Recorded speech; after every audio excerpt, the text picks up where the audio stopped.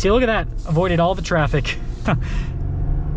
V6 has good torque with this. Hey everyone, it's been Hardy here, and in today's going to be reviewing a two-door Wrangler Rubicon. First and foremost though, a huge shout out and thank you to the Larry Miller Jeep Chrysler here in Sandy, Utah for giving me some time with this Wrangler. I'm going to include a link to their inventory in the description down below so you can check out what they have currently. If you need any help whatsoever, just ask for Nick or Eric.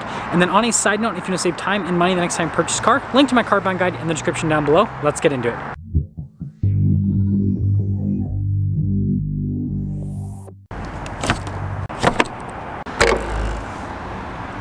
Under the hood, we have a naturally aspirated 3.6 liter V6. It goes through an 8-speed automatic transmission. Fuel economy is 20 around town and then 24 on the highway with power outputs being 285 horsepower and then 260 pound-feet of torque.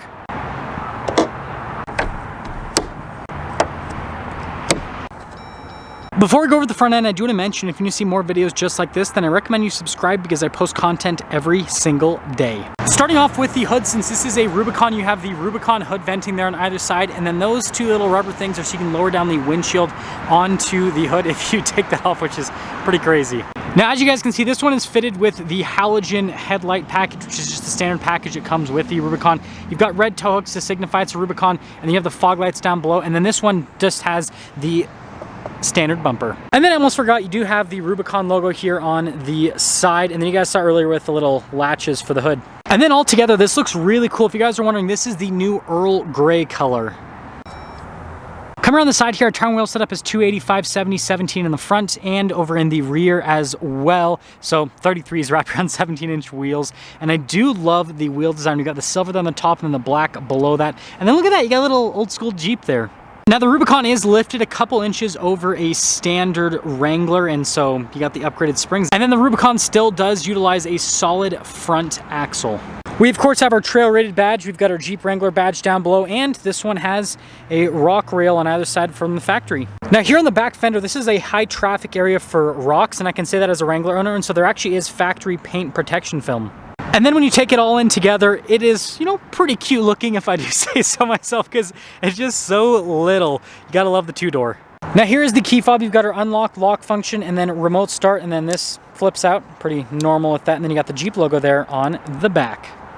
Opening up the rear is pretty easy. You just grab this and swing it forward, and because this only has a 33, it's pretty easy to open up, and then it shows the different Wranglers right there, which is pretty cool. And then as for the window, just pop it open. Now this is the downside of the two-door. You don't have a ton of storage space behind the third row, but you still have this for all of the bolts and everything there in the back. Look how that's squished in from the sound system. And then we do have a 12 volt here on the side, and then notice here with the roll cage how it's body painted. Now I do need to mention you can actually fold down the rear seat so that you can basically increase the amount of storage space you have in the back, but still pretty cramped. When you're all done, you just do the window first and then the tailgate second.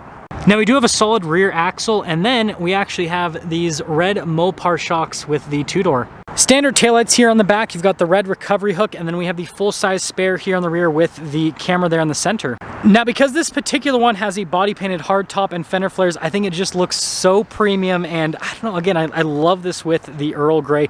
Let me know what you guys think in terms of the exterior styling on this two-door. Now I'm actually starting here in the back to show you guys that you can fit a real life human back here. Headroom is actually pretty solid back here. Now I do get some creature comforts here in the back. I have vents here. I have a full power outlet with some USBs and some cup holders. And these seats are pretty snazzy looking with the cloth. You got the red stitching with the seats, and it's like all carpeted here where you might use this as an armrest. And look at the viewpoint out of this window, because we got these big windows here in the two-door. Actually going over the front door panel, it's just a regular Wrangler door panel, as you can see. So you've got padding right there, handle, and then you guys can see with the mirror adjustments and the door lock and unlock, and then the mirrors. And that's part of the problem with the two doors. It makes it really hard to get into the back because this door isn't any longer compared to a regular Wrangler. And well, speaking of front seats, we got the Rubicon logo there front and center. We've got nice red stitching, cool design there as well. The seat is manually adjustable. Pedals are pretty normal Wrangler pedals. We do have our light controls here with our fog light. Steering wheel is manually adjustable.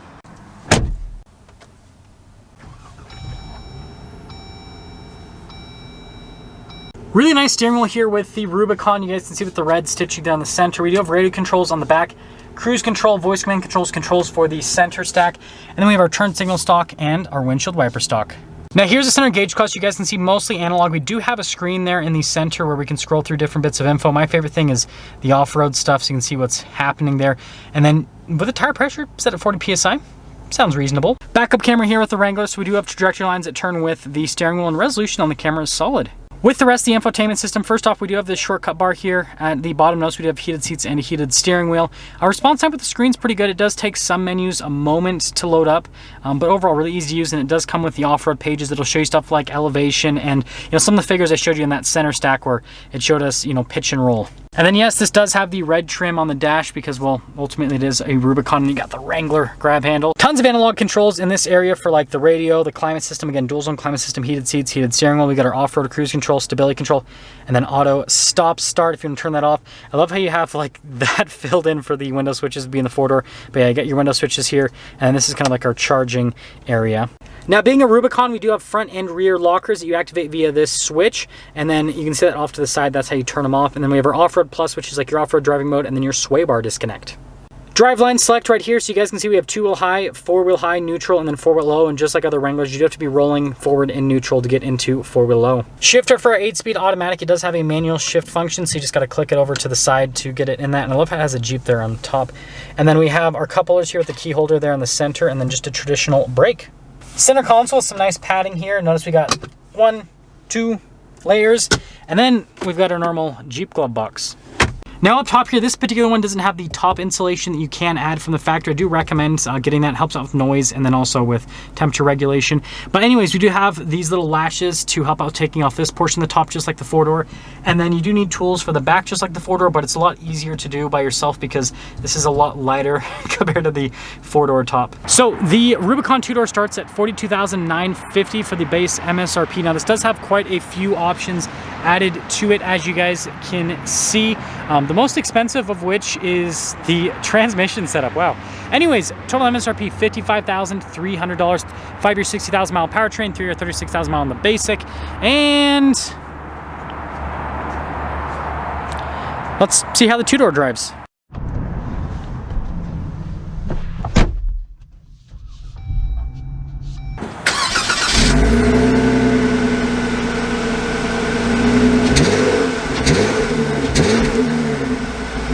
Well, let's quickly talk about visibility here. So here's your visibility over the hood. I love this Earl Gray, by the way, so much. Both the mirrors throughout the rest of the rear, and let's set off. I do quickly want to mention that right now is rush hour traffic, and so I'm going to be doing a slightly different driving route that's going to hopefully avoid most of the traffic because, well, I've got more cars to film and I don't want to deal with sitting in traffic. Anyways, I own a Wrangler. I've driven a bunch of Wranglers, so I don't need to drive this super far to be able to tell you, the differences with this versus a regular 4-door Wrangler. It's weird to say that 4-door is regular now because Wranglers used to only be 2-doors, but it's the world we live in, right? So first off, ride quality is actually substantially worse than a 4-door. Shorter wheelbase, it makes sense. That's crazy how much less comfortable this is compared to a 4-door. Like it's seriously, it's noticeable. Wow, that's crazy. Steering is still really good for this, actually. Modern Wranglers are actually a lot less vague than they used to be in terms of the steering, which is great. See, look at that, avoided all the traffic. V6 has good torque with this. In terms of like the acceleration feel, it really doesn't feel any quicker than a regular Wrangler 4-door. It feels pretty much the same with the acceleration. It might be marginally quicker, but it's nothing that you're going to be able to actually perceive unless, I guess, you pull out a stopwatch or something like that.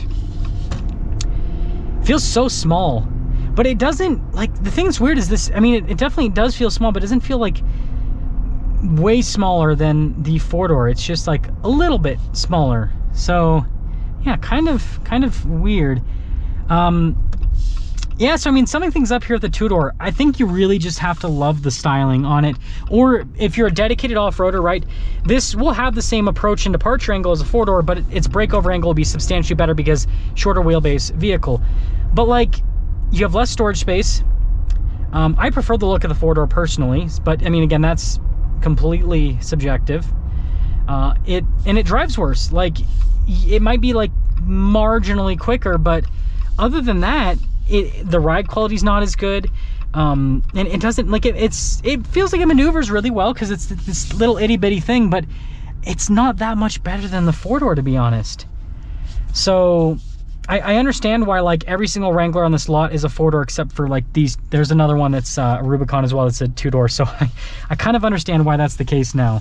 But let me know what you guys think about the 2-door, and let me know what you think about the Earl Gray, because regardless of what I think about the 2-door, this specific Rubicon is gorgeous. Like the Earl Gray and everything, and having everything body painted, it's just such a good looking vehicle. I absolutely adore it. That's because something's up with our video on this Jeep Wrangler Rubicon 2-door. Again, a huge shout out, thank you to the Larry Miller Jeep Crescent here in Sandy, Utah for giving me some time with this Wrangler. Check out the inventory in the description down below. Ask for Nick or Eric if you need any help. I'll see you.